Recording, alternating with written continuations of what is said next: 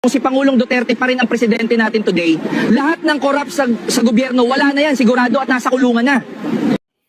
So, nakita niyo po yung sequence of events. Tandaan po ninyo, nung panahon ni dating Pangulong Rodrigo Duterte, may mga pinangalanan siyang mga tao. May mga pinangalanan siyang mga tao tungkol po dito sa, sabi niya, corruption. Pero meron ba siyang naipakulong na corrupt noon nung panahon niya? Ni Pangulong Duterte, meron ba kayo naalalang ipinakulong niya na corrupt? Hindi ako, baka naman nalimutan ko lang. Meron ba? Wala.